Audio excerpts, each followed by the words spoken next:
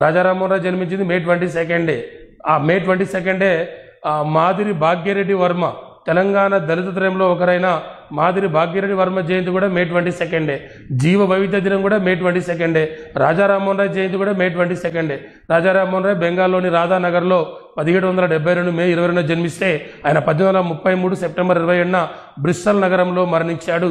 ఆ September 27 world tourism day. ఆ రాజా రామ్మోహన్ రాయ్ 1815లో ఆత్మీయ సభను ఏర్పాటు చేశాడు. ఆ రాజా రామ్మోహన్ రాయ్ 1828లో బ్రహ్మ సమాజాన్ని ఏర్పాటు చేశారు. ఆ రాజా రామ్మోహన్ రాయ్ సహకారంతోనే 1829 డిసెంబర్ 4న విలియం బెంటింగ్ సతీ సాగమన నిషేధ చట్టాన్ని అమల్లోకి తేవడం జరిగింది. ఆ రాజా రామ్మోహన్ రాయ్కు రాజాను బిరుదిచ్చిన వ్యక్తి కడపటి మొఘలాయి రాజైన 2వ అక్బర్.